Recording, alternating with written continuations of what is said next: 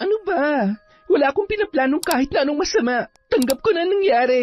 At saka may mahal na akong iba. Kaya kung iniisip mo na nandito ako para sa'yo, nakakatawa ka naman. At kung iniisip mo na gaganti ako sa pagkamatay ng anak natin, ano naman ang mapapala ko? Isa pa, mas okay na rin yon kesa mas mahirapan pang anak ko. Kung mabubuhay siya, mahihirapan din naman siya makisalamuha sa ibang tao. Hindi rin siya magkakaroon ng normal na buhay. Kung ikaw nga na sarili niyang ama hindi siya matanggap paano pa kaya yung ibang tao? Hindi ba? Ayan, mabaho ba? Dito ka na babagay. Mula ngayon, hindi ka na makakalapit sa anak ko at lalong-lalo na sa asawa ko. Mamatay ka na sana! Mamatay ka na! Bakit naman kita kailangan pang linlangin? Kayang-kaya kitang paslagin sa isang pitik lamang ng aking daliri. Isang malaking pagkakamali na nakisawsaw ka pa. Dahil wala ka namang binatbat. Ano?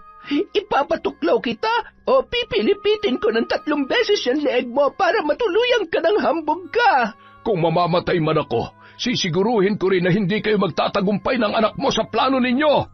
Taon 1,900, 999, Sikihor, bandang 5:00 ng hapon.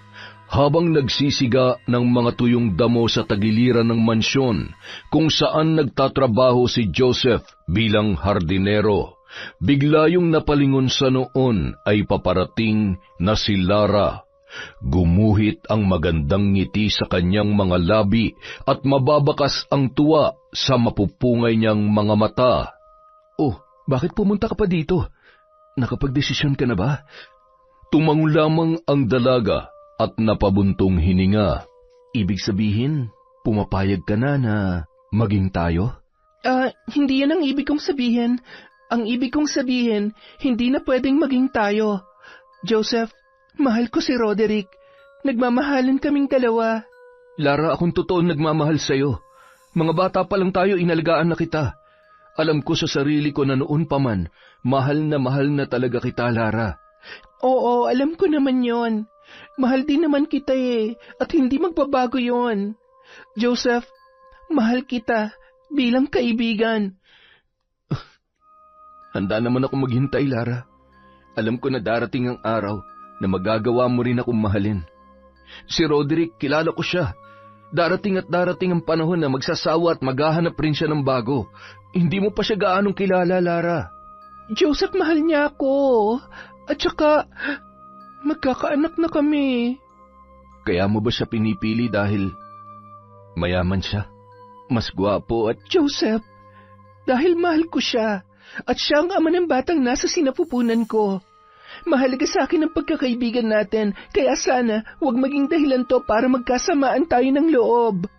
Parang pinagsakluban ng langit at lupa si Joseph nang marinig ang mga katagang yun. Agad namang tumalikod ang dalaga at napahawak sa kanyang tiyan. Batid niyang nasaktan niya si Joseph, ngunit kailangan niyang gawin yon upang hindi na umasa pa ang lalaki. Nang makabalik sa loob ng mansyon ng dalaga, agad naman siyang tinawag ni Roderick. Saan ka ba galing? Nagpahangin lang ako sa labas. Medyo maalinlangan kasi. Kung kailan naman paggabi na, tsaka mo na isipang lumabas. Mas mabuti nang sumusunod sa pamahiin para siguradong malusog ang magiging anak natin. Huwag ka mag-alala. Siguradong lalabas ang anak mo na malusog, lalo na't inaalagaan mo kami na maayos. Kaya lang, hanggang ngayon, hindi pa rin natin masabi kay Don Miguel na nagdadalang tao na ako. Huwag ka mag-alala. Tsumitsyempo lang ako. Sigurado ako na magiging masaya siya at mapapakasalan na kita. Talaga? Pagkakasalan mo ko?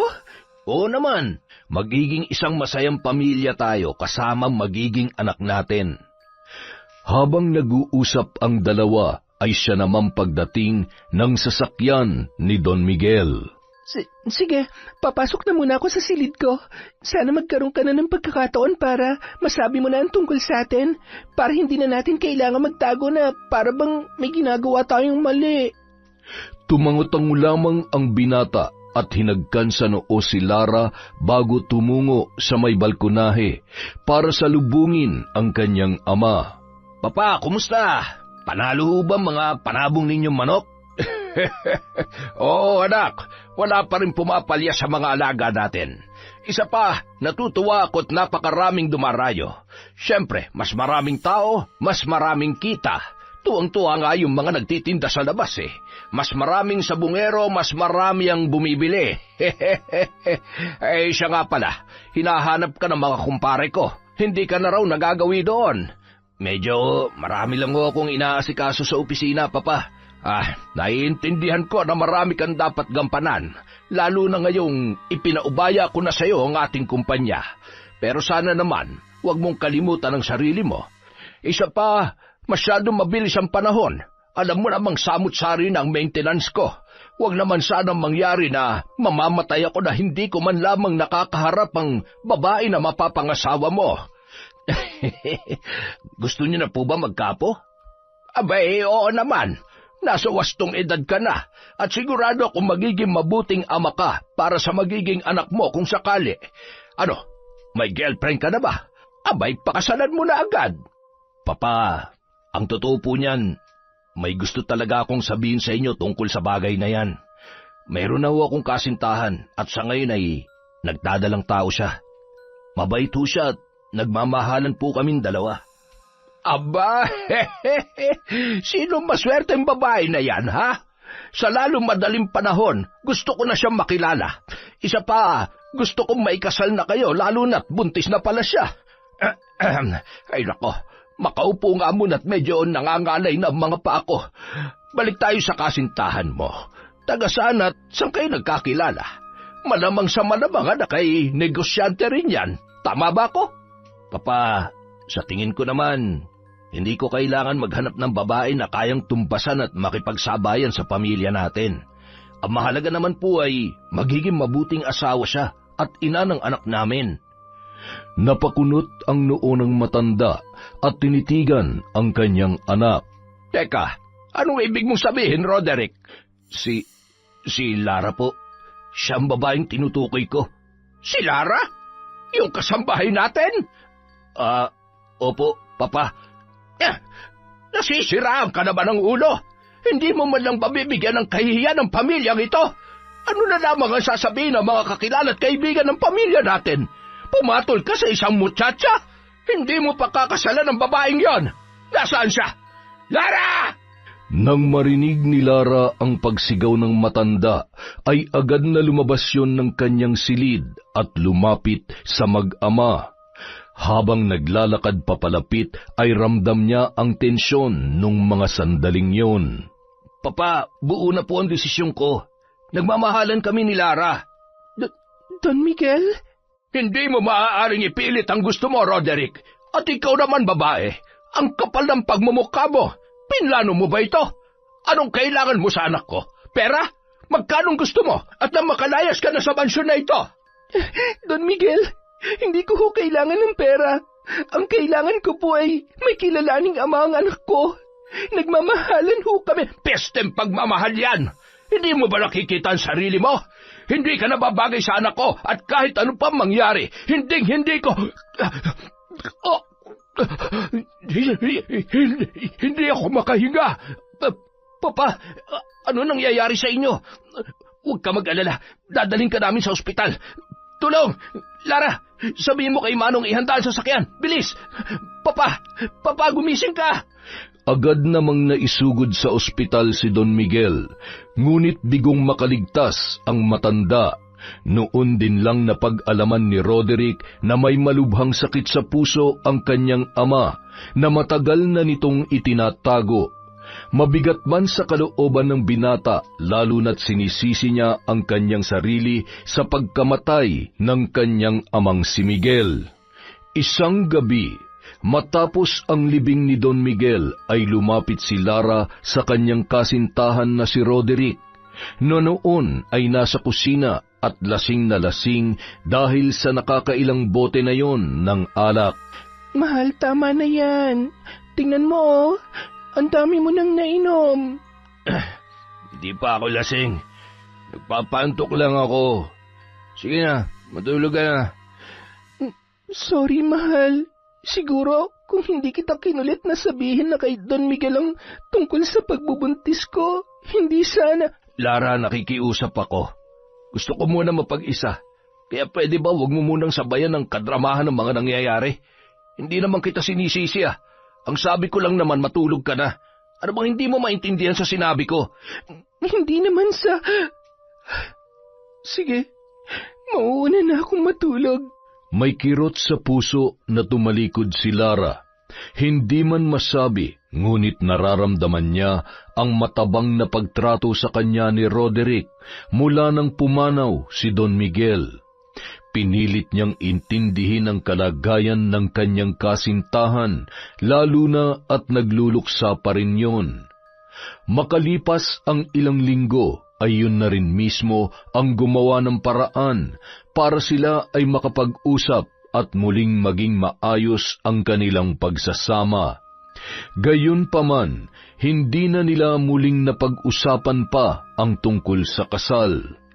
Isang araw, habang naglalakad-lakad si Lara, napansin ni Joseph na malalim ang iniisip ng dalaga at nilapitan niya yon. Makalipas ang ilang buwan, dumating na ang gabi kung saan manganganak na si Lara. Lahat ng mga tao sa mansyon ay masayang nag-aabang para sa pagdating ng bata na tiyak nilang mas magbibigay saya sa pagsasama ni Lara at Roderick. Sige lang, umiri ka pa. Malapit nang lumabas ang bata. Ire, yan! Nakikita ko na ang bunbunan niya! Ayan na! Kasabay ng pag-iyak ng sanggol ay napatingin ang kumadrona sa itsura ng bata, sabay bumaling kay Roderick at sa noon ay nanghihina pa na si Lara. Bakit ho? May problema po ba? Ay, Diyos ko, mahabagin! May kapansanan ang anak ninyo! Tabingi ang kanyang mukha at hindi pantay ang kanyang likod! Hindi maaaring ganyan ang itsura ng anak ko! Hindi maaari! Roderick, saan ka pupunta? Bumalik ka dito! Lumabas si Roderick at pinagsusuntok ang pader. Sumagi sa isipan niya ang pagkamatay ni Don Miguel. Namatay si Papa dahil sa lintik na batang iyan tapos lalabas siyang... Walang maaaring makalam na may anak ako may kapansanan. Samantala, humahagulhol si Lara habang pinagmamasdan ang kaawa-awang kalagayan ng kanyang anak na lalaki. Huwag ka mag-alala, anak ko. Ano pa man ang itsura mo, mahal na mahal ka ni nanay. Hindi kita pababayaan. Tandaan mo yan. Gagawin kong lahat upang lumambot ang loob ng papa mo sa'yo. Mamahalin at matatanggap ka rin niya. Kinaumagahan, inilipat ng silid ang mag-ina sa ikatlong palapag. Pinapadalhan na lang sila ni Roderick ng pagkain at kung ano pa ang kanilang kakailanganin. Ngunit mahigpit silang pinagbabawalang bumaba at kung sakali ay may marinig na iyak ng sanggol. Sa loob ng 3 buwan, masakit man sa kalooban ni Lara ay tiniis niya ang lahat ng ginagawa sa kanila ni Roderick. Alam mo, Lara, kung ako sa'yo, aalis na lamang ako dito sa mansyon kaysa nandito kayo at parang nakakulong. Hindi ka ba naaawa sa anak mo? Ni hindi man lamang masinagan ng araw. Kapag nanatili ka pa rito, sigurado magkakasakit yung bata. Isa pa, hindi natin alam kung anong sunod na plano ni Sir Roderick para sa inyo. Hindi naman sa tinatakot kita, pero alam mo naman ang mayayaman, walang konsensya ang mga yan. Kapag walang pakinabang sa kanila, kaya nilang ituring na parang basura. Tama ka. Akala ko mahal niya ako. Na kahit anong mangyari, paninindigan niya ako at ang batang dinadala ko. Isang malaking pagkakamali na ipinagkatiwala ko sa kanyang buhay ko, Manang. Tama ka. Mas makabubuti pang umalis na ako dito. Karapatan ng anak ko na maging malaya at mamuhay na masaya bilang isang bata. Nang makapagpasya si Lara ay kinausap niya si Roderick. Hindi man lamang siya tiningnan noon, nanatiling nakatayo, nakatingin sa malayo habang naninigarilyo. Alam ko naman na magiging mas masaya ka sa pasya ko, pero sana wag mong pagsisihan na mawala kami ng anak mo sa buhay mo, Roderick. Pagsisisihan? Nagpapatawa ka ba? Yung itsura ng anak mo yung pagsisisihan ko? Isa pa, kasalanan mo to eh. Kung hindi ka naging pabaya sa sarili mo, baka hindi naman ganun ang lagay ng bata. Tsaka, wag mo nga akong tinatakot. Wala ka may susumbat sa akin, no? Hindi ko naman kayo pababayaan, ah. At ipapaalala ko lang sa'yo, ha? Dahil sa batang yan, kaya ako nawala ng ama. Umpisa pa lang, alam mo nang malas yak... Napakawalang hiya mo. Wala kang kwenta. Nang araw ding yun, umalis si Lara kasama ang bata. Humingi yun ng tulong sa kanyang kaibigan na si Joseph. Napangiti pa siya nang masayang kinarga ng binata ang kanyang anak. Ay nako, alam mo Yuan, kung hindi lang sana matigas ang ulo ng nanay mo, hindi mangyayari to eh. Mula ngayon, ako na ang tatay mo, ha? Sira, hindi ko sinabing angkinin mo ang pagiging tatay kay Yuan. Ang kailangan ko sa ngayon ay kaibigan at pansamantalang matutuluyan. Oo na, huwag ka mag-alala, hindi kayo pababayaan ni Nanay Isabel. Mas mahal ka pa nga nun sa akin eh. Muling nilingon ni Lara ang mansyon at itinikom ang kanyang kamao. Paano mo maaatim na ipagkait sa sarili mong dugo at laman ang pagmamahal na nararapat sa kanya? Sana dumating ang araw na tubuan ka man lamang ng kahit konting konsensya dahil kung hindi, sisiguruhin ko na hindi ko bibigyan ng kapayapaan ang isip mo. Nang makarating sa bahay nila Joseph ang mag-inang sina Lara, sa labas pa lamang ng tarangkahan ay masaya nang tinatawag ng binata ang kanyang ina. Nay! Nay, may kasama po ako! Lara? Bakit? Ito na ba yung anak mo? Akin na at kakargahin ko. Ay, 3 buwan na rin mula nung isilang mo siya. Ano nga ulit ang pangalan ng batang ito? Yuan po, Nanay Isabel. Siya nga po pala, pwede po bang makituloy ho muna kami dito sa inyo? Ikaw naman bata ka, para ka namang iba sa amin. Kulang na nga lang ay ako na rin ang nagluwal sa'yo. Ilagay mo na mga gamit mo dyan sa silid. Ay, medyo naninilaw itong apo ko Kailangan niyang mainitan sa umaga. Kawawa naman ang babing yan, pero mukhang hindi siya iyakin. Ano pa lang nangyari? Ay nako, Nay. Tama na maraming tanong. Ang importante, mas ligtas dito sa atin si Lara at ang baby niya. Tungkol naman sa gastos, huwag po kayo mag-alala. Magdodoble sipag ako para sa ating 4. Kaya huwag ka naman problema, ha? Salamat, Joseph. Sa kabila ng lahat, napakabait mo pa rin sa akin. Hayaan mo, pasasaan ba't kapag medyo malaki na si Yuan at kaya ko na ulit magtrabaho, maghahanap ako ng bagong mapapasukan. Ay, sabi ko naman sa'yo, di ba? Huwag mo na munang isipin yan. Sige na, magpahinga ka na muna. Mukha namang mawiwili si nanay na magbantay kay Yuan eh. Tingnan mo nga yung mata mo, para ka na may black eye. Sinuntok ka ba ng mokong na yun? Sira, hindi Pero mas masakit pa sa suntok ang nararamdaman ko sa ginawa niya sa amin. Para kaming hayop ng anak ko na ikinulong sa isang silid. Akala niya siguro matitiis ko na habang buhay na nakakulong sa kwartong yun at hahatiran lang ng pagkain ng iba pang katulong sa bahay na yun. Alam mo, akala ko nung makilala ko siya at nang naging kasintahan ko siya, mabuting tao si Roderick, na malayong malayo siya sa ugali ni Don Miguel pero mukhang pareho lang sila o baka mas malala pa nga siya eh. Sadyang hindi patas ang buhay, iha. Lalo na sa mga tulad natin kapuspalad. Pati pagmamahal kung minsan ipinagkakait sa atin dahil mahirap lamang tayo. Kung minsan nga parang kasalanan ng maging mahirap. Ay, huwag ka na mag-alala. Hindi naman natutulog ang karma at isa pa nasa iyo naman yan kung hahayaan mong apak-apakan ka na lamang. Wala ka bang gustong gawin para turuan ng reksyon ng Roderick na yon? Magsabi ka lamang, tutulungan kita sa kahit na anong paraan. Nay, magiging mas tahimik ang buhay nating lahat kung tutulungan na lang nating makalimot si Lara. Isa pa, ano naman ang mapapala niya sa paghihiganti? Alagaan mo na lang ang anak mo at kalimutan mo na siya. Sa iyo na rin naman nanggaling na wala siyang pakialam sa inyong dalawa. Hayaan mo na, basta kami ni nanay, nandito lang kami lagi para sa iyo. Hinding-hindi ka namin pababayaan. Lalong-lalo na si Yuan. Naging maayos ang panunuluyan ng mag-ina sa bahay na yon.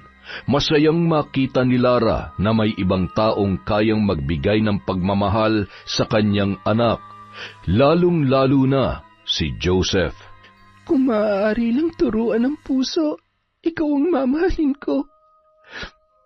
Sana nga, ikaw na lang eh. Sana, ikaw na lamang ang tatay ni Yuan. Napabuntong hininga na lamang si Lara habang pinagmamasdan si Joseph na karga-karga habang kinakausap ang sanggol. Ano, gusto mo na namang gumala sa labas, ha? Bukas na ulit, mainit na. Hindi na pwedeng lumabas ang batang yan. Mapapagalitan tayo ni Lola Sungit. Nako, nasanay na sa labas ang bata. Marunong na. Nakaluto na ako ng tanghalian natin. Bantayan mo muna yan at kakain muna kami ni Lara. Halika. Ay, hayaan mo na yun si Joseph at mukha namang libang na libang sa pag-aalaga kay Yuan. Oo nga po, pati si Yuan mukhang sanay na rin sa kanya. Para na nga ho sila mag-ama eh. Ayun ako, sinabi mo pa. Makalipas ang isang buwan, bigla na lamang dinapuan ng malubhang karamdaman si Yuan. Sa una kahit papaano ay nakakadiskarte pa si Joseph para may perang pampacheck up ang sanggol. Isang araw, matapos ang pagsusuri sa kalagayan ng bata, isang masamang balita ang kanilang narinig mula sa doktor matapos isugod ang sanggol na noon ay nangingitim ang mga kuko at labi at tila ba nahihirapang huminga. Mrs., tatapatin ko na ho kayo. Maliban ho sa mahina ang resistensya ng anak ninyo, may sakit ho siya sa puso. Ikinalulungkot ko po pero kung hindi po natin maaagapan at hindi agad maooperahan ng anak ninyo, ay hindi na po siya magtatagal. Nang itanong ni Lara ang halaga na kakailanganin, halos matunaw na lamang siya sa kanyang kinatatayuan. Napahagulhol na lamang ang babae habang karga-karga ang kanyang anak. Alam kong paulit-ulit kong sinasabi sa iyo na hindi mo kailangan si Roderick. Pero sa pagkakataong ito, siya lang ang makakatulong sa'yo. Siguro naman tutubuan siya ng kahit konting awa at tutulungan ka niya sa pagpapagamot kay Yuan. Isa pa, obligasyon niya naman talaga yun. Tama ka. Kung kinakailangan kong magmakaawa, gagawin ko. Gumaling lamang ang anak ko. Joseph, hindi ko kakayanin kung mawawala siya sa akin. Bandang 5:00 ng hapon, umalis ng ospital si Lara at tumungo sa mansyon. Bukas ang tarangkahan kaya tumuloy na siya at sakto namang papaalis si Roderick nung mga oras na yun. Anong ginagawa mo dito? Ano, nagsisisi ka na sa desisyon mo na umalis? Hindi na kita kargo ngayon. Ikaw may kagustuang umalis kaya panindigan mo yan. Sige na't nakakabala ka lang. Roderick, makinig ka muna sa akin. Kaya kong lunukin kahit ano pang sabihin mo. Kailangan kong tulong mo. Kailangan ka ng anak natin. Wala akong anak na may diferensya. Pwede ba huwag mo sinisira ang araw ko? Roderick, parang awa mo na. May sakit sa puso si Yuan. Kailangan ko malaking halaga para sa operasyon niya. Maawa ka naman sa bata. Tulungan mo ako. Kung kinakailangan ko lumuhod, gagawin ko. Lara, tumayo ka na. Kahit pa humalik ka pa sa paa ko, wala akong awang nararamdaman para sa batang yon. Baka naman wala na kayong makain kaya ginagamit mo lang yung bata. O yan, 10,000 yan ha? Inihampas pa yun ni Roderick sa ulo ni Lara na noon ay nakaluhod pa rin sa kanyang harapan. Isa-isa namang pinulot ni Lara ang pera habang humahagulhol. Hampas lupa. Huwag na huwag ka nang babalik ulit dito ha. Dahil sa susunod, ipapalapa na kita sa mga alaga akong aso. Naintindihan mo? Alis! Ano pang iniiyak at tinutunganga mo dyan ha? Umalis ka na sabi! Buisit! Dala ang 10,000 piso, sakay ng tricycle ay bumalik na siya sa ospital. Pumapatak ang luha habang walang maisip na paraan kung paano at saan kukuha ng malaking halaga. Nang makarating sa ospital ay wala na yung bata sa higaan nito. Nurse, nasa na po yung bata at yung bantay dito? Ay, miss, nasa morgue na po yung bata. Mula sa likuran, tinawag naman ni Joseph si Lara at agad siyang niyakap noon. Wala na si Yuan. Iniwan niya na tayo. Hindi totoo yan. Hindi papatay ang anak ko. Yuan! Hindi matanggap ni Lara ang pagkamatay ng kanyang anak. Hindi niya iniwan si Yuan mula nung oras na inilibing yon hanggang sa sumapit na ang gabi. Hindi rin alintana ang malakas na ulan, kulog at kidlat. Tila ba mas malakas pa ang hagulhol ng babae kesa sa iba't ibang ingay ng gabing yon. Dala ni Joseph ang payong at pilit niyang pinapatayo ang noon ay nanginginig na sa lamig na si Lara. Huwag mo namang gawin sa sarili mo to. Kailangan mo pang lumaban. Hindi pa dito natatapos ang buhay mo. Papayag ka ba na wala ka man lamang magawa para sa anak mo? 2 araw ka nang hindi kumakain tapos nagpaulan ka pa. Ikaw naman na magkakasakit sa ginagawa mo eh. Mas gugustuhin ko pa mamatay na lang kasama ang anak ko. Ayoko na mabuhay pa. Kailangan ako ng anak ko. Sasamahan ko siya.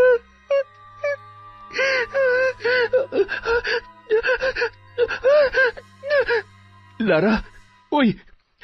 Ito na nga bang sinasabi ko eh. Lara naman eh. Hindi ka pwede mamatay. Sabi ko naman sa'yo, patutunayan ko sa'yo na ako lalaking para sa'yo at hindi mo kailangan si Roderick sa buhay mo o kahit na sino pa lalaki. Dahil ako lang ang totoo magmamahal at mag-aalaga sa'yo, Lara. Habang buhay tayo magsasama. Mahal na mahal kita. Makalipas ang ilang linggo, kahit papaano ay unti-unti nang nanunumbalik ang lakas ni Lara. Malungkot at walang sandali na hindi niya maiwasang maluha kapag naaalala niya ang kanyang anak. Ngunit sinusubukan niya na maging matatag. Ipinangako niya sa sarili na babalikan niya si Roderick. Gusto niyang ipaghiganti ang pagkamatay ni Yuan. Anong balita sa mansyon? Ayun, bukas na palang kasalan.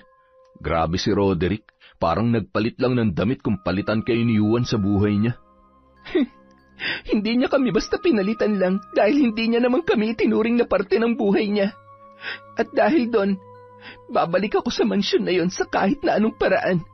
Sisiguruhin ko na hindi magiging maayos ang bagong pamilya niya. Wala siyang karapatang maging masaya. Kinaumagahan, mula sa malayo, nakatanaw si Lara na noon ay nakatalukbong ng itim na tela. Nakangisi yon habang nakakuyom ang kanyang mga kamao. Magpakasaya na kayo dahil sa pagbabalik ko.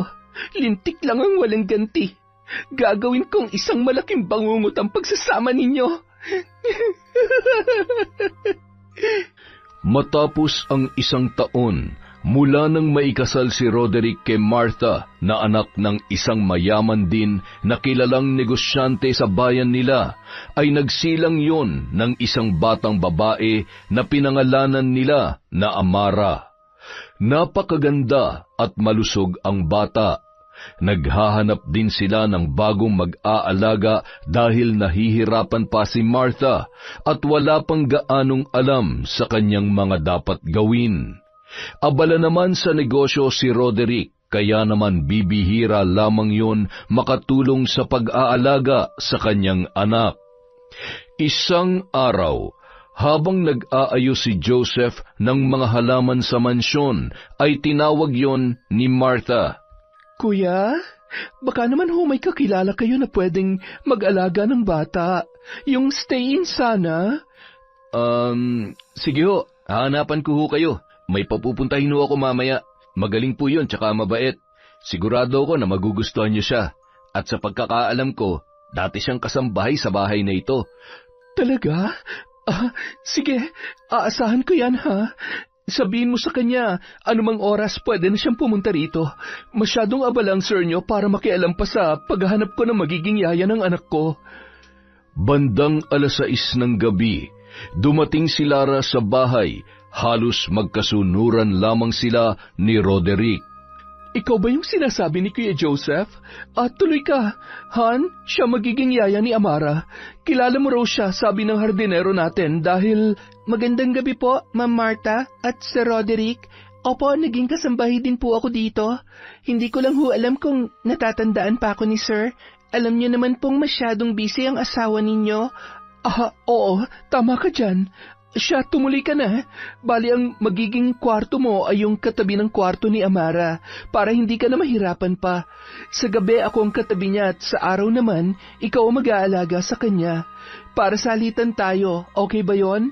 Sanay din kasi ako matulog sa umaga kesa sa gabi. Wala pang problema. Kahit anong oras pwede po ako. Kaya ko naman hong bantayan ng anak ninyo kahit 24 oras pa. Wala po kayong dapat ipaglala dahil katulad nyo, mabuti rin ho akong ina. Talaga? May anak ka na pala. Hindi halata. Mukha ka lang dalaga at napakaganda pa rin ang katawan mo. Samantalang ako, hindi ko alam kung maibabalik ko pa ba yung dati kong katawan. Pero biro, nagkabibi ka na talaga? Sino nagbabantay sa kanya? Sa kasamaang palad, nagkaroon ho ng malubhang sakit ang anak ko dahil mahirap lang ho kami. Wala ho akong sapat na pera para sa kanyang operasyon. Isa pa, pinabayaan ho kasi kami ng tatay niya, pero pinatawad ko na ho siya. Wala naman ho akong mapapala kung lulunurin ko ang sarili ko sa galit. Ay, grabe. May mga ganong klase ng lalaki pala. Ay nako, hayaan mo siya at makakarma rin siya sa ginawa niya sa inyo. I feel sorry for you. Hindi madaling mawala ng anak. Kung sa akin mangyayari yon, sigurado ko na hindi ko kakayanin. Habang patuloy sa pag-uusap ang dalawa, ay parang estatwa lamang nung mga oras na yon si Roderick at napapalunuklaway sa samut-saring pasaring ni Lara. Nang gabi rin yun, magkakasabay na kumain ang lahat ng mga kasambahay habang kinakausap nila si Lara. Kumusta ka na, Lara? Hindi naman sa pinag-iisipan kita na masama, ha? Pero wala ka naman sanang binabalak na masama sa anak ni Sir Roderick at ni Ma'am Marta. Manang, wala ho sa isip ko yan. Pinatawad ko na ho si Sir sa ginawa niyang pag-abandona sa amin ng anak ko. Kung may galit ako sa kanya, bakit ko naman ho idadamay ang batang walang kamuwang-muwang? Ay, trabaho ang kailangan ko para makabawi man lamang kay Nanay Isabel sa tulong niya sa amin ng anak ko, pati na rin po kay Joseph. Sige na ho, kumain na ho tayo. Ay, siya nga po pala, sana wag na lamang makarating kay Ma'am Marta tungkol sa nakaraan namin ni Sir Roderick. Ayaw ko rin po kasi ng gulo. Matapos maghapunan, lumabas si Lara sa mansyon para magpahangin. Nagulat siya nang may malakas na puwersa na humawak sa kanyang braso. Nananadya ka ba? Huwag na huwag kang gagawa ng kahit anong ikakapahamak ng anak ko at ng asawa ko. Kung ayaw mong ako mismo ang... Ano ba? Wala akong pinaplano na kahit anong masama. Natanggap ko na ang mga nangyari. Isa pa, may mahal na akong iba. Kaya kung iniisip mo na nandito ako para sa'yo, nakakatawa ka naman. Kung iniisip mo naman nagaganti ako sa pagkamatay ng anak natin, ano naman ang mapapala ko? Isa pa, mas okay na rin yon kesa naman sa mahirapan pang anak ko. Kung mabubuhay siya, mahihirapan din naman siya makisalamuha sa ibang tao. Hindi rin siya magkakaroon ng normal na buhay. Kung ikaw nga na sarili niyang ama hindi siya matanggap paano na lang kaya kung iba pa? Hindi ba? Siguraduhin mo lang. Hindi pwedeng malaman ni Marta kung anong nakaraan natin. Hindi mo kailangan ipaalala sa akin yan.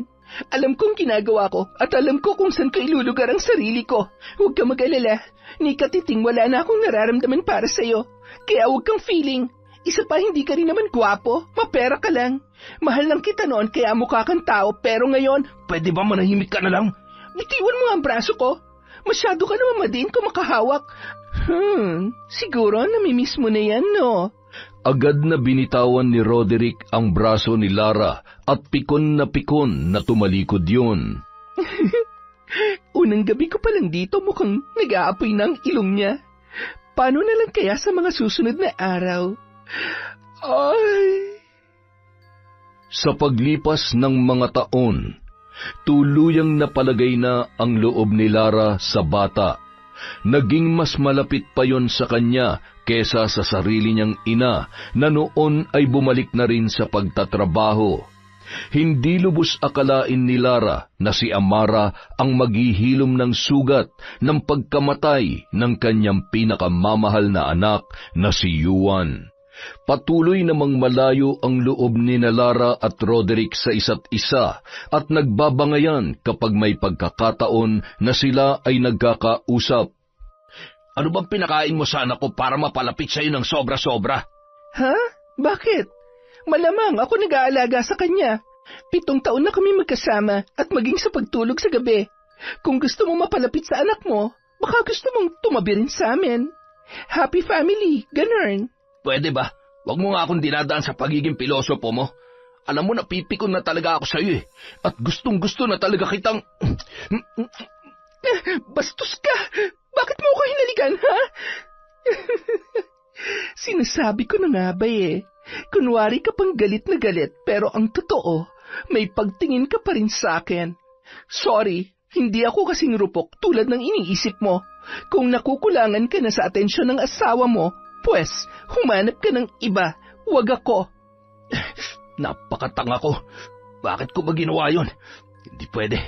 Hindi pwede magkagusto ulit ako sa kanya.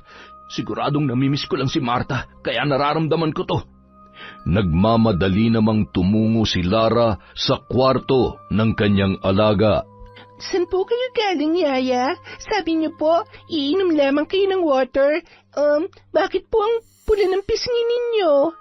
Ay, ikaw talagang bata ka. Kung ano-anong napapansin mo. Matulog ka na, may pasok ka pa bukas. Hindi po ba uuwi si Mommy? Hindi siguro. At kung sakali man, sigurado madaling araw nang darating yon. Huwag po kayong aalis, Yaya, ha? Dito na lamang po kayo sa tabi ko. Huwag niyo po akong iiwan, ha? I love you, Yaya. Opo, sige po, matulog ka na. I love you too, Amara. Bahagyang nakasilip noon sa maliit na awang si Roderick at hindi niya maiwasang mapangiti na makita kung gaano kasaya ang anak sa piling ni Lara. Kung naging normal lang yung anak namin noon, baka naging mas masaya ang pamilya namin. Hindi sana kami... ano ba tong iniisip ko? Ano ba tong nararamdaman ko? Napapailing na lamang yun bago tumungo sa kanyang silid.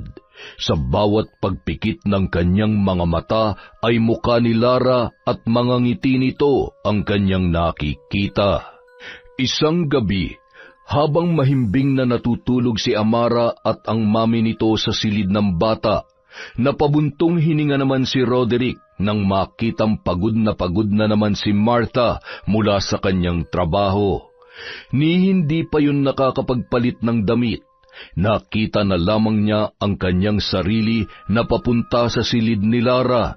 Sakto namang hindi nakalak ang pinto kaya nakapasok yun at dahan-dahang muling isinara. Umupo siya sa gilid ng kamang hinihigaan ng babae hanggang sa hinawi niya ang buhok noon. Roderick, ano ka ba? Anong ginagawa mo dito? Lara, hindi ko na kayang pigilan pang sarili ko. Please, hayaan mo na lang ako makabawi sa lahat ng... Hindi pwede. Ilang ulit ko bang sasabihin sa'yo na wala na akong nararamdaman para sa'yo? May mahal na nga kasi akong iba. Sinungaling. Sinasabi mo lang yan pero alam ko. Nararamdaman ko na ako pa rin ang mahal mo, Lara. Tuluyan ng natangay ng emosyon si Lara hanggang sa hindi niya na napigilan pa ang sarili na tumugon sa mapupusok na halik ni Roderick. Samantala, biglang napabangon si Martha at inayos ang kumot ng kanyang anak. Dahan-dahan niyang isinara ang pinto at nagmamadaling tumungo sa kwarto nilang mag-asawa. Napakunot noo siya nang wala doon si Roderick. Nagpalit siya ng damit at hinanap ang kanyang asawa sa may kusina. Wala na ring gising na kasambahay ng mga oras na yun. Nang mapatapat siya sa kwarto ni Lara ay bigla siyang napatigil at kinabahan nang makarinig ng mahihinang halinghing. Hindi siya nagdalawang isip na buksan ang pintuan at nakita ang mainit na tagpo ng mga sandaling yun. Dinampot niya ang isang florera na nakapatong sa isang tukador at ibinalibag yon sa sahig, sabay pinulot ang isang patulis na bubog. Mga hayop kayo! Mga baboy! Han, magpapaliwanag ako. Hindi ko ginusto to. Nadala lamang ako. Inakit niya lang ako. Maniwala ka sa akin. Inakit? At nagpadala ka naman? Kung talagang nagsasabi ka ng totoo, ngayon din lumabas ka. Huwag kang makikialam sa kung anong gagawin ko sa malanding babaeng ito. Ma'am, huwag. Huwag niyo po akong sasaktan. Hindi ko siya inakit. At lalong, ito ang nararapat sa'yo. Ang kapikati mo. Ang kapal ng mukha mo para traidorin ako. Pinagkatiwalaan kita tapos aahasin mo ang asawa ko. Tumahimik ka. Wala kang alam. At para sabihin ko sa'yo, huwag ka masyadong naniniwala sa asawa mo dahil demonyo yan at saksakan ng kasinungalingan. Anong ibig mong sabihin?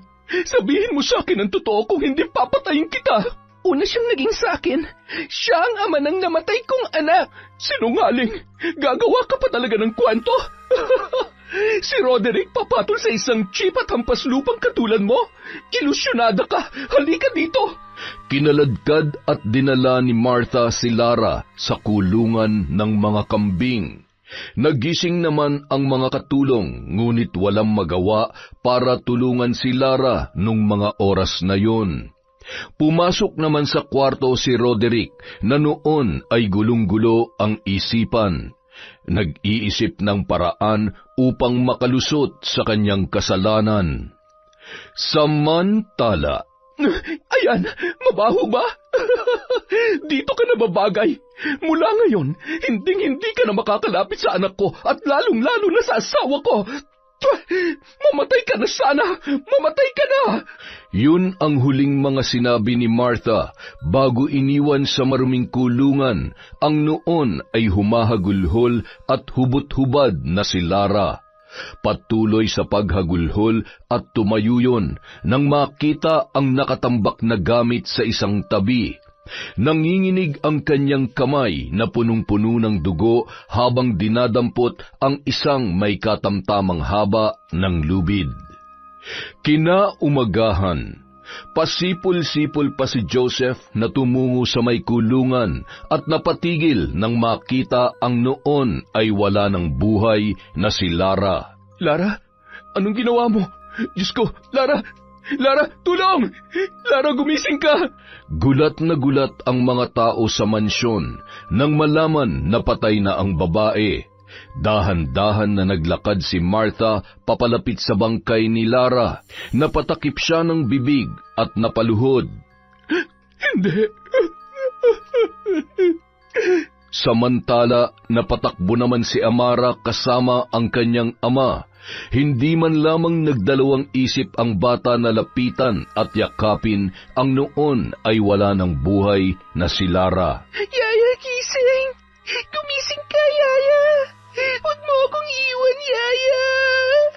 Sinong gumawa nito sa Yaya ko? Yaya! Pilit naman nilang ipinaintindi sa bata na nagpakamatay si Lara at walang sino man ang may kinalaman sa nangyari sa kanya. Sa unang pagkakataon, nakita nilang nagpumalahaw ang bata, nagmukmok na tila nawalan ng ina. Samantala, nag-abot ng malaking halaga ang mag-asawa kay Joseph na siyang nag-asikaso sa libing ng kaibigan at tinanggihan ang ibinibigay ni Roderick. Hindi ko ho kailangan ng pera niyo. Hindi naman ho matutumpasan ng kahit anong halagang pagkamatay niya. Ikaw ang bahala. Kami na nga ito nagmamalasakit Umalis na tayo dito. Hindi natin kailangan pilitin ng taong ayaw. Tara na. Mga hayop kayo. Lahat idadaan niyo sa pera, magmukha lang kayo malinis. May araw din kayo. Sa kabila ng katotohanang nalaman ni Martha, nagbulag-bulagan lamang siya para maisalba ang pagsasama nila mag-asawa at ang iniingatang apelyido ng kanilang pamilya. Makalipas ang 3 gabi matapos mailibing si Lara, isang malaking paru-paro ang dumapo sa noo ni Amara. Ilang sandali pa ay tumayo yun at tumungo sa kusina. Nadatnan niya ang kanyang ama na noon ay umiinom ng alak. Anak, gabing-gabi na. Bakit bumaba ka pa? Hindi ka pa ba inaantok?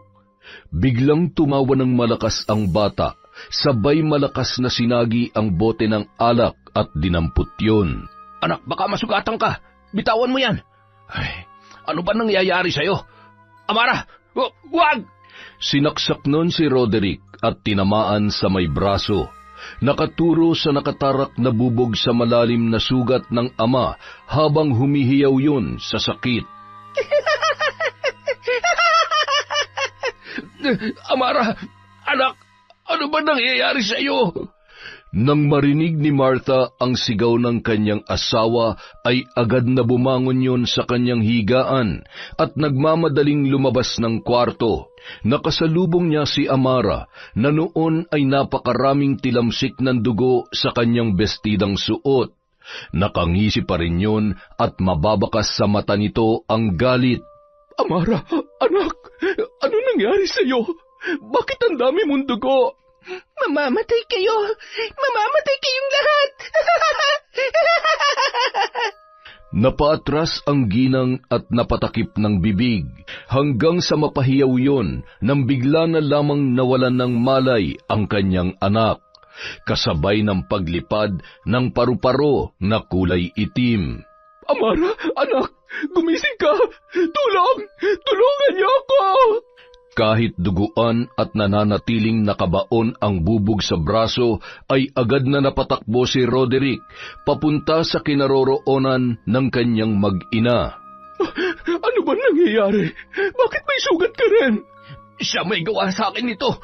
May kakaiba nangyayari sa anak natin, Martha. Wala siya sa tamang pag-iisip. Nababaliw na ang batang yan. Ano? Naririnig mo ba ang sarili mo? Ha? Hindi baliw ang anak ko! Hindi lamang yon ang unang pagkakataon na nanakit ang bata. Mula ng gabing yon, may mga oras na tila ba may kung anong bumubulong kay Amara para manakit ng mga tao sa kanyang paligid, mapa sa bahay man o sa paaralan. Regular na tinitingnan yon ng isang mahusay na psychiatric doctor. Ngunit walang pagbabago sa kondisyon ni Amara. Dahil sa nangyayari, napagpasyahan ni na Roderick at Martha na ikulong na lamang yon sa isang silid upang hindi na makaperwisyo pa. Madalas na maririnig ang malakas na sigaw, pag-iyak at kung minsan ay pagmamakaawa na kalagan siya ng tali sa kanyang higaan.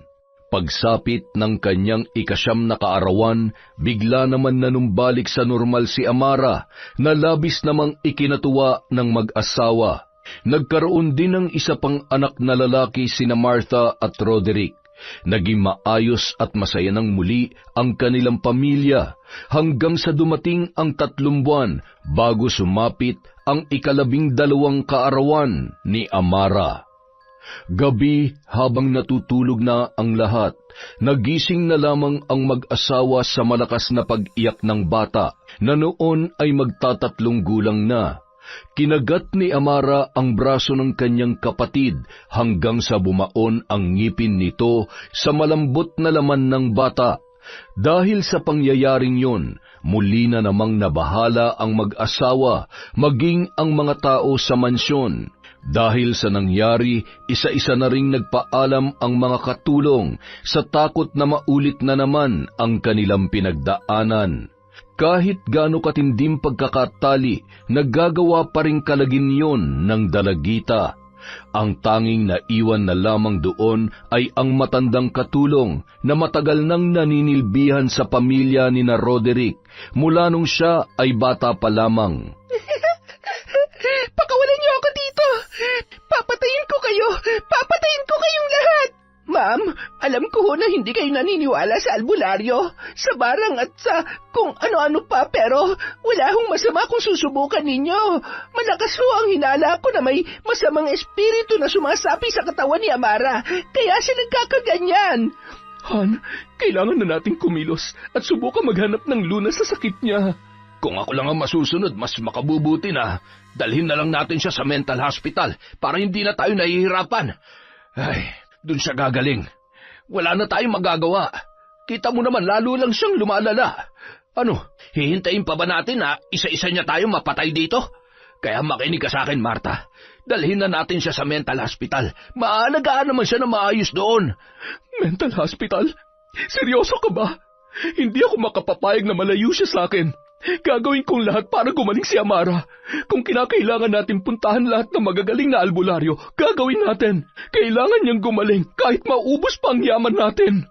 Ngunit ang ipinagtataka ng matandang katulong ay ni minsan hindi siya sinaktan ni Amara kapag wala yon sa katinuan.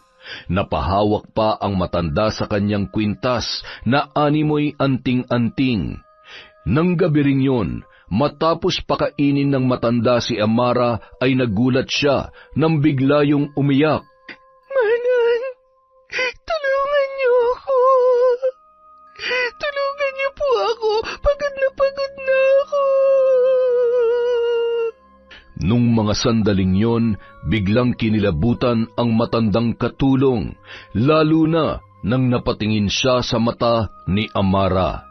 Hindi niya maintindihan kung bakit si Lara ang kanyang nakikita nung mga oras na yon. Isang araw, naisipan ni Manang napuntahan ang bahay nila Joseph. Batid niya kasi na maaaring may kinalaman ang mag-ina sa nangyayari sa pamilya ng kanyang amo.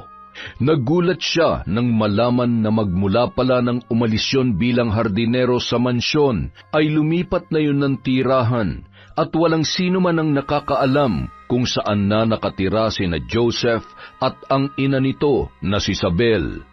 Alam mo, mas mabuti na rin na umalis sila dito.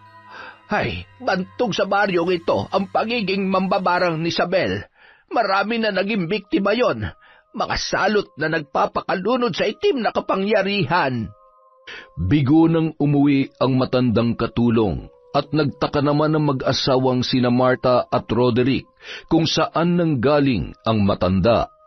Mas kailangan kayo ni Amara dito sa bahay, kaya hindi kayo dapat basta-basta umaalis.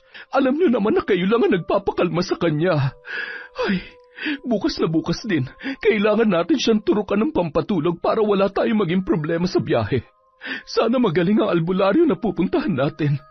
Sana matapos ng lahat ng ito. Kinaumagahan. Saan niyo ako dadalhin, ha? Anong gagawin niyo sa akin? Patawarin mo ko, anak.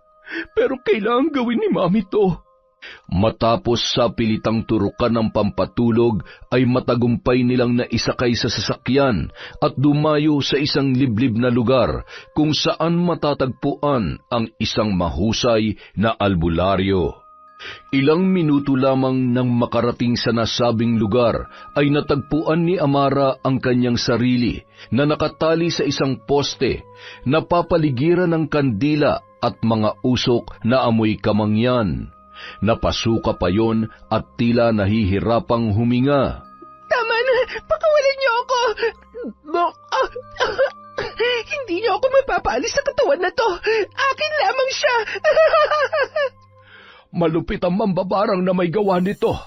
Napakalakas ng kanyang kapangyarihan upang ikulong ang isang babae sa katawan ng batang ito. Kailangan natin magmadali. Kung hindi, hindi na natin maibabalik pa ang anak ninyo sa kanyang katawan. Kapag pumatak na ang kanyang susunod na kaarawan na matatapat sa kabilugan ng buwan, tuluyan niya nang makukuha ang katawan ni Amara. Gayunpaman, kailangan nating alamin ang punot dulo nito. Sino ang mambabarang na nasa likod ng lahat ng ito? Maupo kayong mag-asawa. Hawakan niyo ang aking kamay upang alamin ang katotohanan sa likod ng lahat ng mga nangyayaring ito.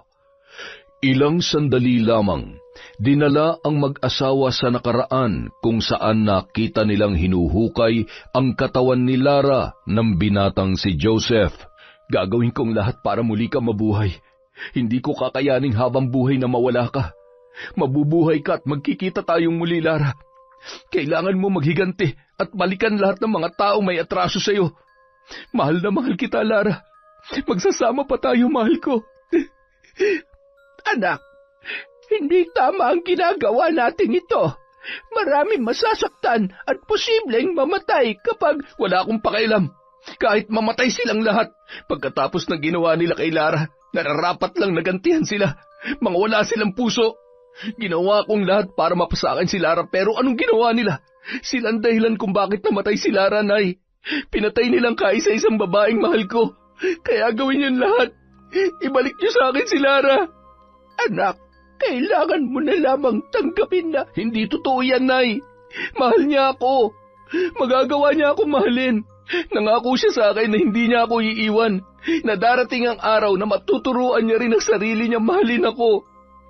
Kung nagawa mong paglaruan ang magiging itsura ni Yuan para magkasira sila ni Roderick, kung nagawa natin bigyan ng malubhang karamdaman ng bata para wala akong kaagaw sa pagmamahal niya, ngayon pa ba, nararamdaman ko na oras na makabalik siya, magagawa niya na akong mahalin ng buong buo, Nay. Huwag niyo na maipagkait sa akin yun. Kung tuluyan siya mawawala, mas mabuti pa mamatay na lang din ako. Hindi na nagawa pang tanggihan ni Isabel ang kahilingan ng kanyang pinakamamahal na anak. Matapos kumuha ng laman mula sa likurang bahagi ng bangkay ni Lara, batok at maging kuko noon, ay isinilid niya yon sa isang garapon, habang nag-uusal ng mga kahindik-hindik na salita at tinatawag ang kaluluwa ni Lara at Amara.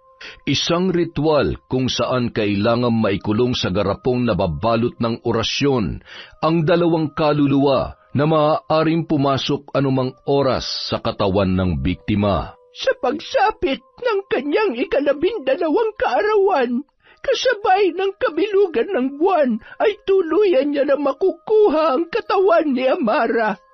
Mula sa kamatayan, siya'y muling babangon. Mula sa kamatayan, siya ay muling babangon. Ngayon ay gamitin ang kanyang katawan upang sila ay pahirapan, takutin at paghigantihan. Naliligo sa pawis at hingal na hingal ang mag-asawa matapos balikan ang kahindik-hindik na nakaraan. Manong, nakikiusap po ako. Gawin niyong lahat para gumaling ang anak ko. Nagmamakaawa ho ako sa inyo. Huwag niyong hayaang makuha ng babae yun ang katawan ng anak ko. Huwag ka mag-alala. Pakikiusapan ko ang mambabarang na siyang may kagagawan upang bawiin ang sumpa. Gagawin kong lahat ng aking makakaya. Pakawalan niyo ako rito! Pakawalan niyo ako! Mami, please, pakawalan niyo ako dito! Mami, tulungan niyo po ako, Daddy! Samantala, Joseph, anak, patawarin mo sana ako pero hindi na ito kaya ng konsyensya ko. Kawawa naman yung bata. Palayain na natin siya. Hindi natin pwedeng ipagkait ang buhay na nararapat para sa kanya. Isa pa, alam mo naman kung gaano napamahal si Lara sa batang yon.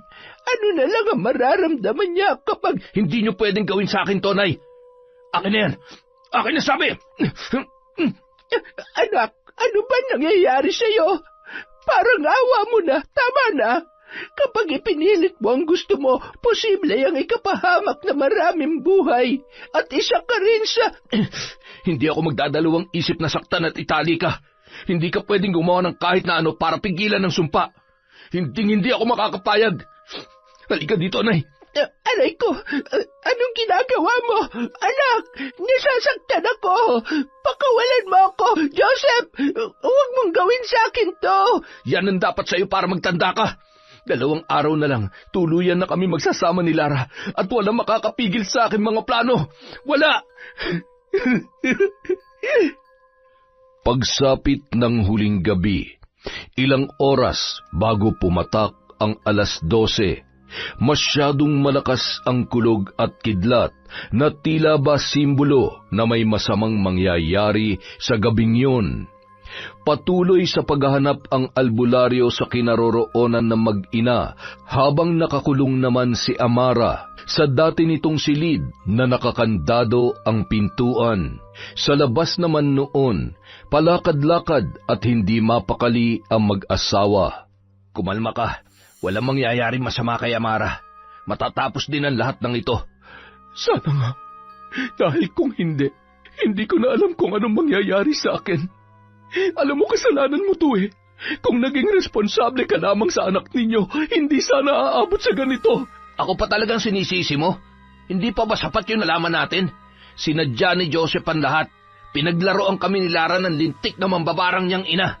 Sabihin na natin na sinadyang hindi maging normal ang bata. Pero obligasyon mo na alagaan sila. Pwede ba tumigil ka na sa pagmamalinis mo? Baka nakakalimutan mo kung bakit nagpakamatay si Lara. Ako pa talagang babalikan mo? Kung hindi mo siya pinatulan ng gabing yon, hindi mangyayari ang lahat ng yon. Anong gusto mo? Matuwa ako na makita yung asawa ko na nakapatong sa ibang babae. Alam mo, wala ka talagang kwenta. Hindi ka na nga mabuting asawa, hindi ka pa mabuting ama. Alam mo, hindi itong tamang panahon para mag-away at magsisihan tayo. Nakakapagod na.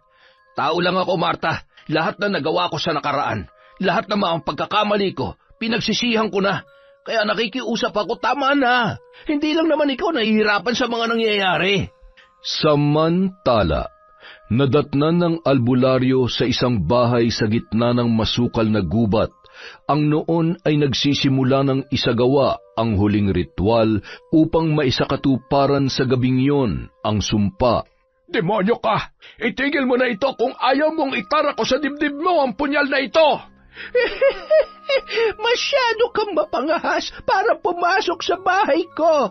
Sa tingin mo ba kung mapapatay mo ko, mababawi mo pa ang nakatakdang katuparan ng sumpa?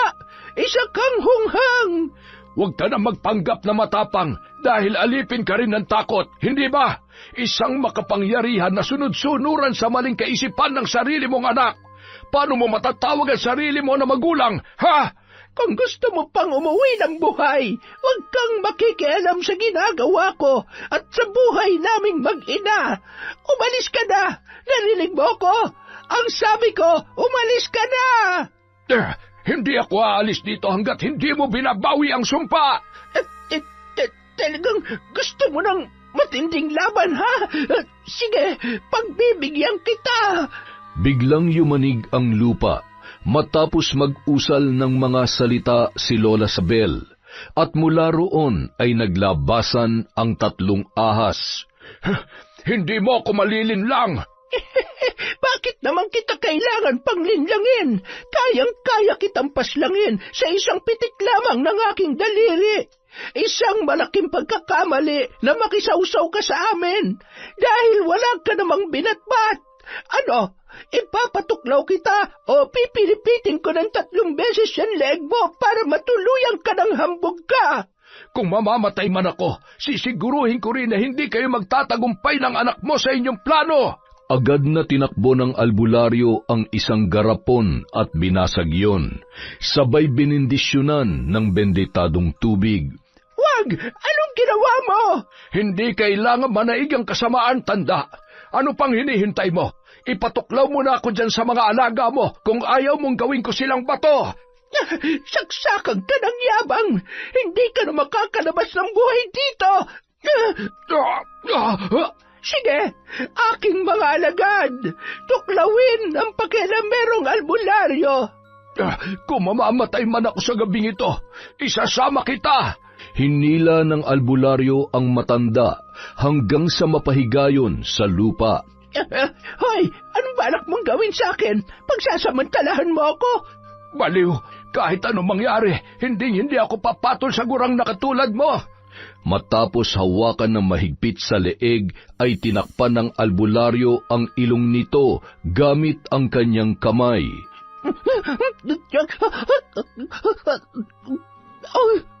Wala ka pala eh.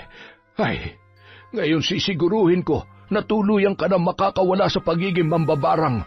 Sinaksak niya sa dibdib ang matandang babae at binuhusan ng benditadong tubig na puno ng orasyon. Umusok ng kulay itim ang katawan ng mambabarang hanggang sa nalagutan na yon ng hininga.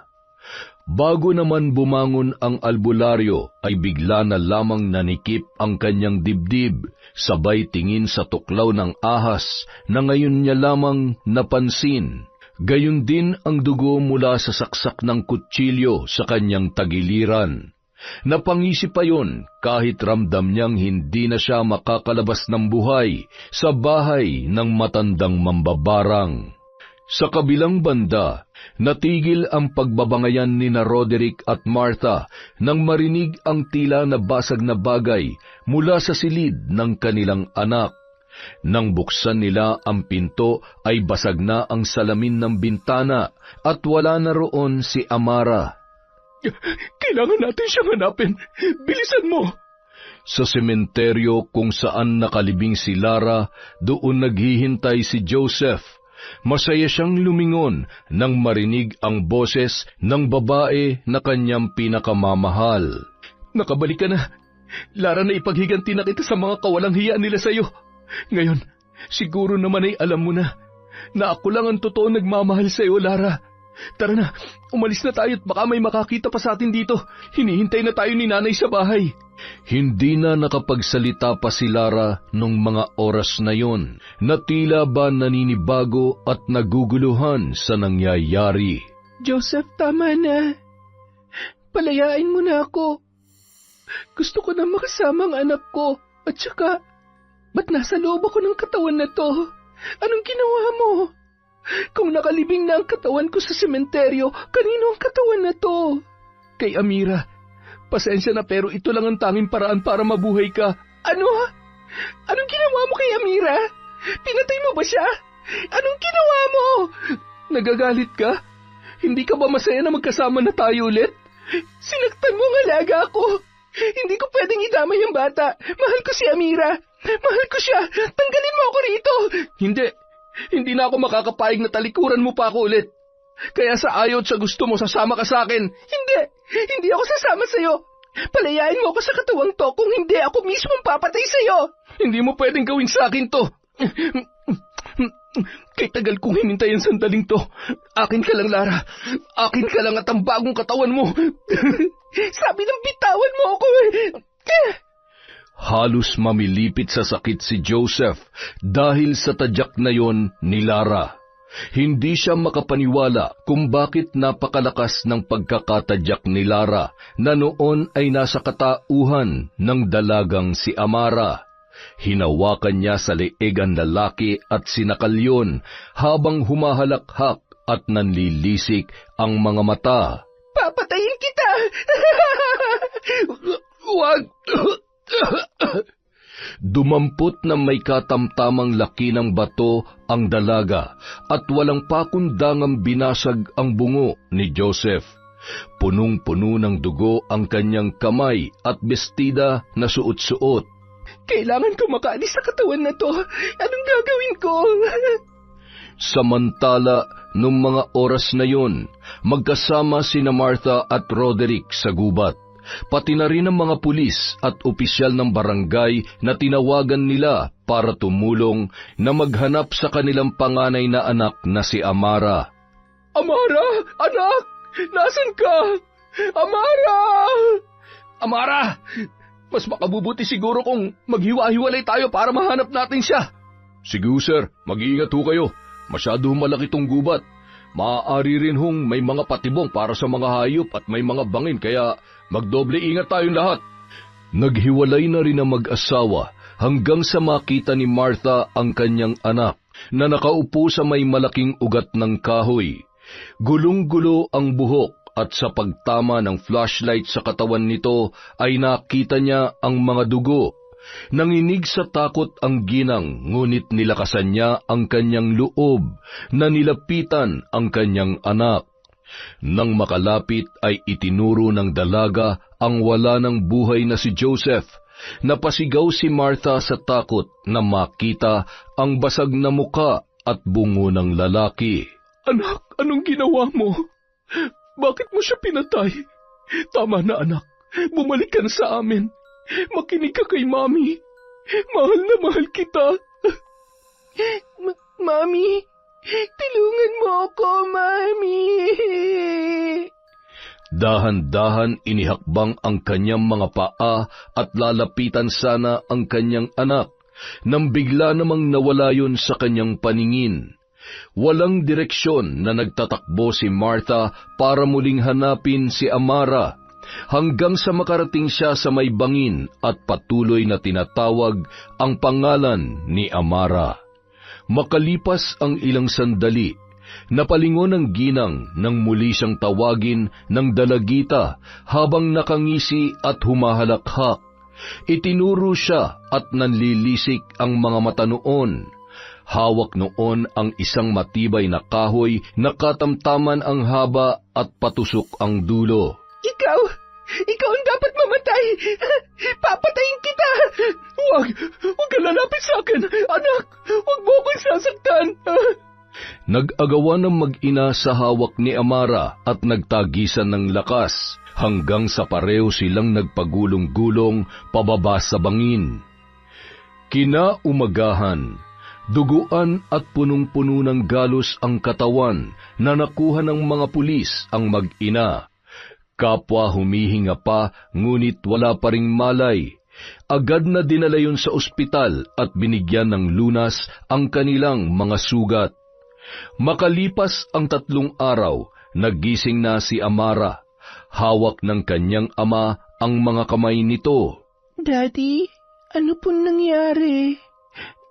Bakit po ako nandito? May sakit po ba ako? Bakit ang dami ko pong sugat? Patawarin mo ako, anak. Patawarin mo sana ako. Kasalanan ni Daddy ang lahat. Hayaan mo, mula ngayon, hindi ko nahahayaan pang mapahamak at masaktan ka.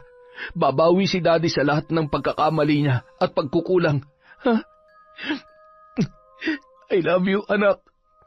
I love you too, Daddy. Si Yaya po. Si Mami, nasaan po sila? Anak, matagal nang wala ang Yaya Lara mo, hindi ba? Miss na miss ko na po siya, Daddy. Sana hindi namatay si Yaya. Sana kasama pa rin natin siya. Anak, kalimutan na natin yun. Siya nga pala, magpalakas ka na para mapuntahan natin ang mami mo. Siguradong namimiss mo na rin siya. Ano po nangyari kay Mami? Sa akin po, bakit po marami akong sugat? Si Mami rin po ba? Tsaka na lamang ikukwento ni Daddy kapag okay ka na. At tsaka kapag malakas ka na, ha?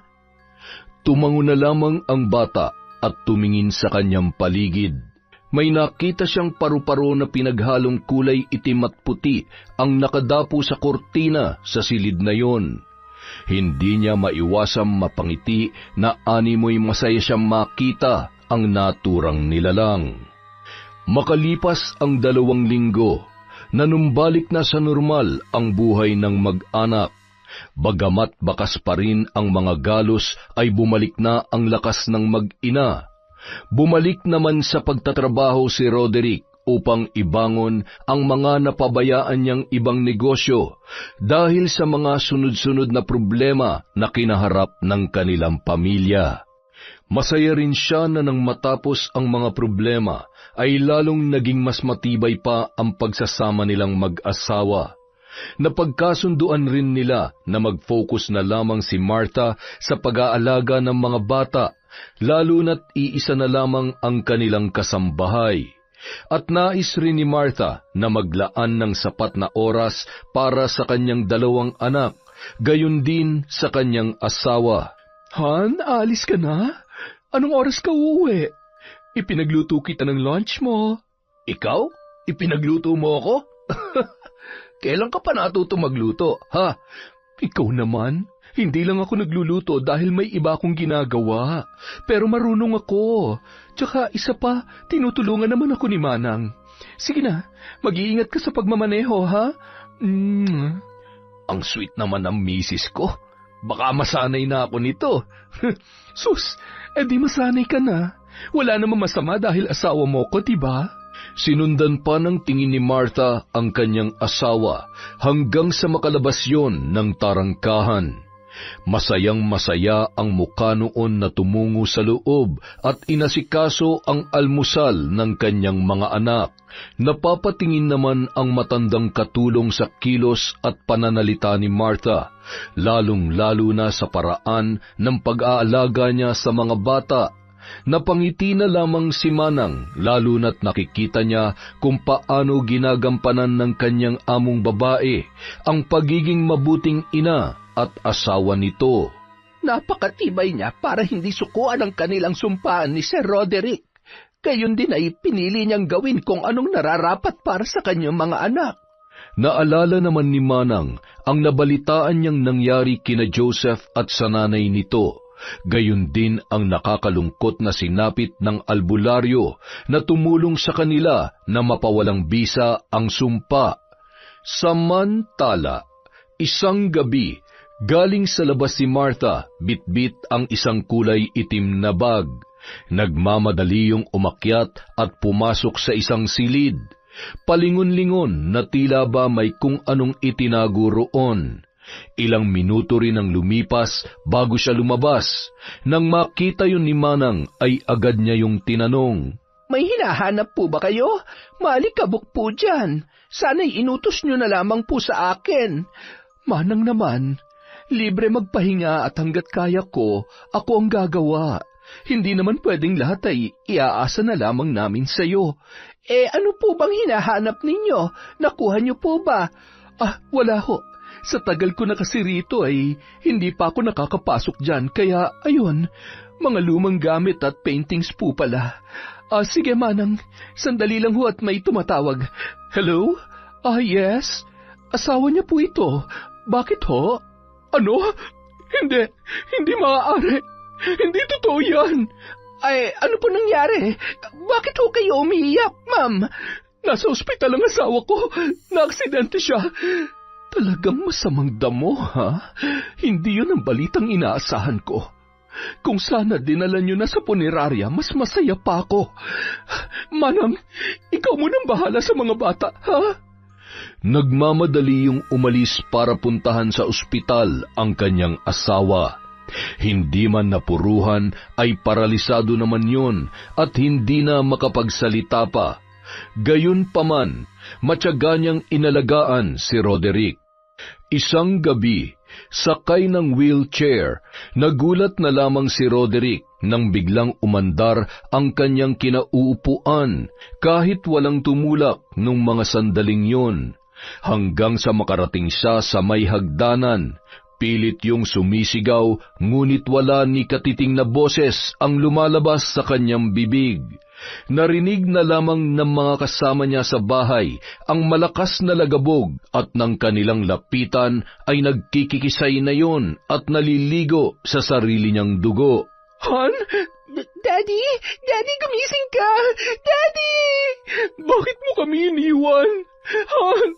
Gumising ka! Mahigpit na niyakap ni Martha ang kanyang dalawang anak na noon ay kapwa nag-iiyakan. Hindi rin makapaniwala si Manang sa kalunos-lunos na sinapit ng kanyang among si Roderick. Halos lahat ng kanilang kaibigan at mga kakilala ay nakiramay.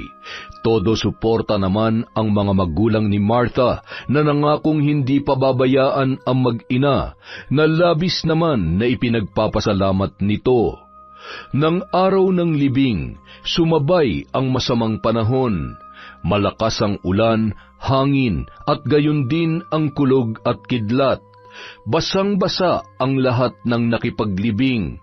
Ramdam ng mga tao na naroon ang pagdadalamhati ng mga bata, lalong-lalo na ang noon ay halos mahimatay sa kakaiyak na si Martha. Walang duda sa mga oras na yon kung gaano kamahal ng babae ang kanyang yumaong asawa. Makalipas ang isang linggo matapos mailibing si Roderick, habang tulog na tulog si Manang sa tabi ng bunsong anak ng kanyang amo, ay nagmamadaling tumungo si Martha sa isang silid at kinuha ang mga importanteng gamit na kinakailangan niyang ibaon sa lupa. Hindi ko na kailangan pa mga ito. Bahagi na lamang ito ng masalimuot kong nakaraan. Dinala niya yon sa dating kulungan ng mga hayop, pagkatapos ay inilapag at sinabuyan ng gaas, pagkatapos ay sinindihan, matapos gawin yon ay tumingala yon sa buwan at ngumiti. Wala na akong ibang hihilingin pa, kundi ang mamuhay ng payapa kasama ang mga bata. Sila magbibigay kulay sa buhay ko, ang bubuo sa aking durog na pagkatao. Nang makapasok sa bahay, pinagtatanggal niya ang mga larawan, maliban sa larawan ng 2 bata.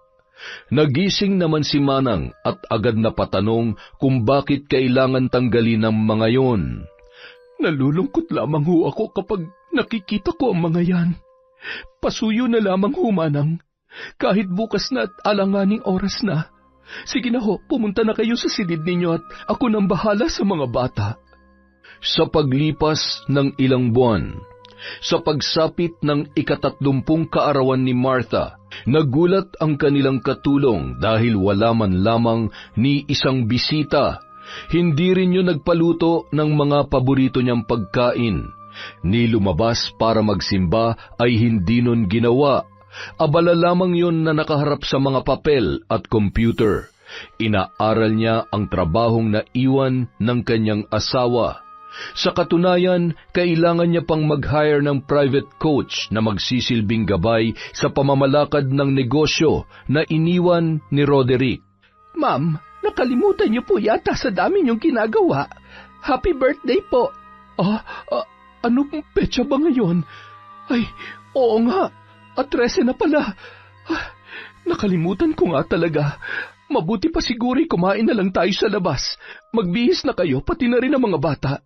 Malapit naman ako matapos dito. Agad na pumanhik ang matanda sa silid ni Amara at ng bunso nitong kapatid. Masayang-masaya ang mga yon nang malaman nilang aalis sila ng gabing yon. Matapos magbihis ay umupo na ang mga bata sa sofa at ipinahanda naman ni Manang ang sasakyan sa kanilang driver. Ilang sandali pa nayayamot na ang 2 bata na hinihintay ang kanilang ina na noon ay nag-aayos pa lamang. Manang, puntahan niyo na po si Mami, please. Ay, oo, sandali lamang. Dahan-dahang sumilip si Manang sa pinto at napatigil siya dahil sa boses na kanyang narinig. Hindi siya maaaring magkamali. Iisa lamang ang nagmamay-ari ng kantang yon bilang pampatulog sa bata at madalas na inaawit sa silid sa tuwing naaalala ang yumaong anak na si Yuan. Lara? Sinasabi ko na nga ba? Paano? Tumingin ang babae sa salamin at tiningnan ang kanyang sarili.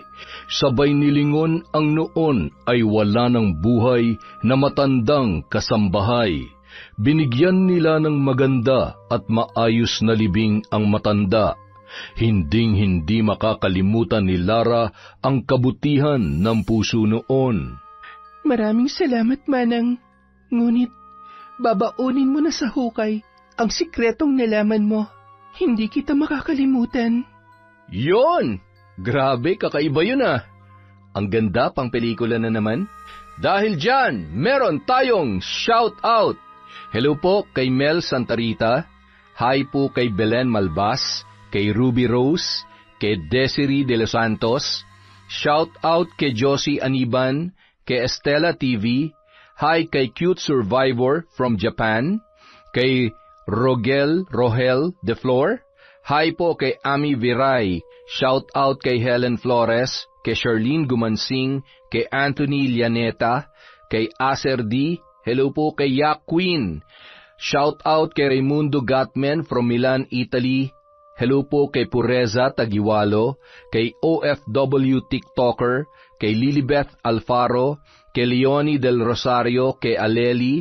Happy birthday kay Febra, November 22, from Nick Antipolo. Shout out po kay Ate Tin, kay Baby Dang Cordero, kay Amalia Kanamaru from Japan. Hi po kay Connie, kay Rubina Flamiano, kay Irma Umali, kay Noemi Bunyi of Batangas.